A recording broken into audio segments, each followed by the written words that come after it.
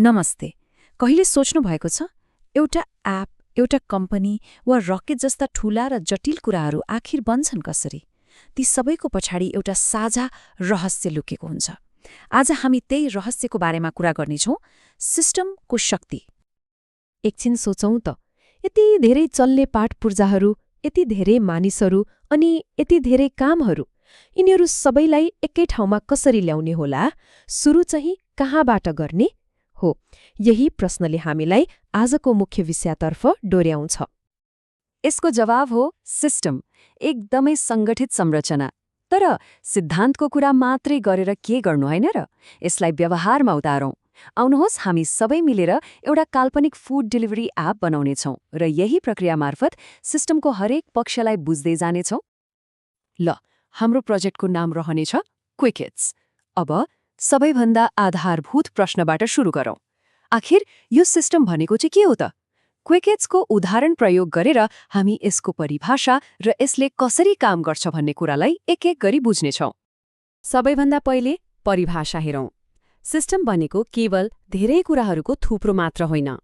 यो त एउटा साझा लक्ष्य हासिल गर्नको लागि सँगै काम गर्ने एक आपसमा जोडिएका अंशहरूको व्यवस्थित समूह हो। र यो विचार कुनै नयाँ होइन, हजारौं वर्ष पुरानो हो, जसले देखाउँछ कि यो कति शक्तिशाली छ। अब त्यो परिभाषालाई हाम्रो क्विक हिट्स एपमा हेरौँ। यहाँ इनपुट भनेको के हो? ग्राहकले गरेको अर्डर। प्रक्रिया भनेको एपले गर्ने सबै कामहरू, जस्तै ड्राइभर खोज्ने, रेस्टुरेन्टलाई खबर गर्ने, र अन्त्यमा आउटपुट भनेको के हो त? ढोकामा आइपुग्ने तातो खाना। एकदमै सरल छ, होइन त? तर सिस्टमहरू सधैँ आँखाले देखिने खालका मात्रै हुँदैनन्। हाम्रो एपमा भौतिक सिस्टमहरू छन्, जस्तै डेलिभरी गर्ने मोटरसाइकल।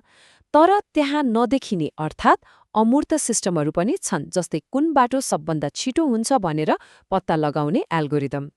हाम्रो लक्ष्य हासिल गर्नको लागि यी दुवै देखिने र नदेखिने सिस्टमहरू उत्तिकै महत्त्वपूर्ण हुन्छन्। ल, सिस्टम के हो भन्ने त थाहा भयो।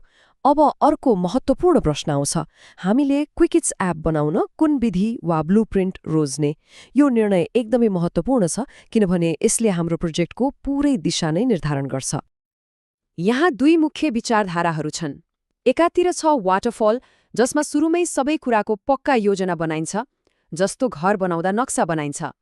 अर्कोतिर छ एजाइल, जसमा ससानो अंश बनाउँदै, सिक्दै र सुधार गर्दै अगाडि बढिन्छ।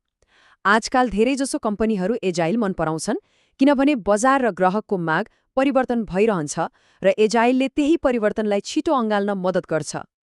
वाटरफल मोडललाई हेरौँ न। यो झरना जस्तै हो। एक पटक पानी तल झरेपछि फेरि माथि जान सक्दैन। यहाँ पनि एउटा चरण पूर्ण रूपमा सकिएपछि मात्र अर्कोमा जान मिल्छ। यो विधि तब एकदमै राम्रो हुन्छ जब सुरुमै सबै कुरा ठ्याक्कै थाहा हुन्छ, जस्तै एउटा पुल बनाउँदा। तर यदि सुरुमा सबै कुरा अनिश्चित छ भने के गर्ने? हो, त्यस्तो बेला स्पाइरल मोडल काम लाग्छ। यसले जोखिमलाई केन्द्रमा राख्छ। यसमा सानो अंश बनाइन्छ, त्यसको जोखिम के छ भनेर विश्लेषण गरिन्छ, अनि मात्र अगाडि बढिन्छ। यो भनेको एकैचोटि ठूलो छलाङ मार्नुको सट्टा ससाना सुरक्षित पाइलाहरू चाल्नु जस्तै हो।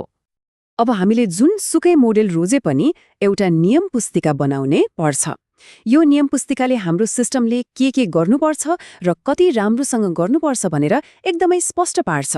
यसैलाई प्राविधिक भाषामा रिक्वायरमेन्ट्स वा आवश्यकताहरू भनिन्छ। यो हेर्नुहोस् त, यो एउटा उत्तम आवश्यकताको उदाहरण हो। यो अस्पष्ट छैन।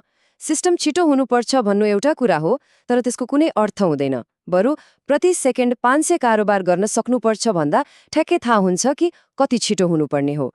यो एकदमै विशिष्ट छ, नाप्न सकिन्छ र परीक्षण पनि गर्न सकिन्छ। तर यस्तो विशिष्ट नियम आउँछ कहाँबाट? यत्तिकै त आउँदैन। यसको लागि रिक्वायरमेन्ट फ्लोडाउन भन्ने प्रक्रिया अपनाइन्छ। यो भनेको के हो भने एउटा ठूलो सामान्य लक्ष्यलाई साना साना काम गर्न मिल्ने ठोस नियमहरूमा विभाजन गर्दै लैजाने प्रक्रिया हो।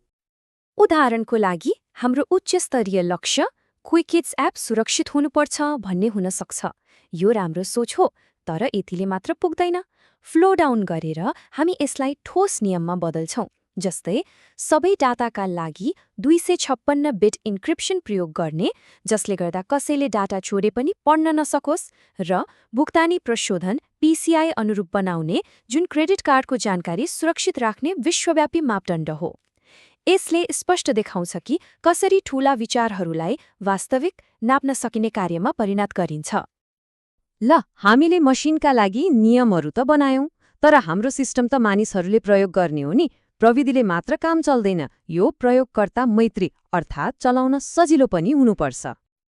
हो, यो प्रश्न सिस्टम डिजाइनको एकदमै मुटुमा छ। हामीले संसारकै सबैभन्दा शक्तिशाली एप बनाउन सक्छौं, तर यदि मानिसहरूले यसलाई कसरी प्रयोग गर्ने भनेर बुझ्नै सकेनन् वा प्रयोग गर्दा झर्को माने भने त्यो प्रोजेक्ट त सिधै असफल भयो नि, होइन र? हो, त्यसैले हामीले प्रयोगकर्ता केन्द्रित डिजाइन अपनाउनै पर्छ। हामीले सोच्नुपर्छ, के डेलिभरी ड्राइभरले चर्को घाममा स्क्रिन राम्ररी देख्न सक्छ? के एपका बटनहरू सबैका लागि बुझ्न सजिलो छन्? के दृष्टिविहीन प्रयोगकर्ताले पनि यो एप चलाउन सक्छन्? महत्त्वपूर्ण कुरा के हो भने प्रविधिलाई प्रयोगकर्ताको आवश्यकता अनुसार ढाल्नुपर्छ, प्रयोगकर्तालाई प्रविधि अनुसार चल्न बाध्य बनाउने होइन। ल, हाम्रो एप अब लगभग तयार भइसक्यो, तर यसलाई लन्च गर्नु मात्रै त पर्याप्त छैन। यसलाई भविष्यको लागि पनि तयार पार्नुपर्छ, ताकि यो लामो समयसम्म राम्रोसँग चलिरहोस्। यसलाई सिस्टमको निर्देशन पुस्तिका वा डकुमेन्टेसनको रूपमा सोच्न सकिन्छ। यसले भविष्यमा आउने नयाँ डेभलपरहरूलाई कोड बुझ्न मद्दत गर्छ र प्रयोगकर्ताहरूलाई एप कसरी चलाउने भनेर सिकाउँछ। राम्रो डकुमेन्टेसन बिना सबैभन्दा राम्रो सिस्टम पनि समयसँगै काम नलाग्ने हुन सक्छ। अन्तमा हामीले के सिक्यौं त? एउटा सिस्टम भनेको केवल कोड वा मसिनहरूको सङ्ग्रह मात्रै होइन रहेछ।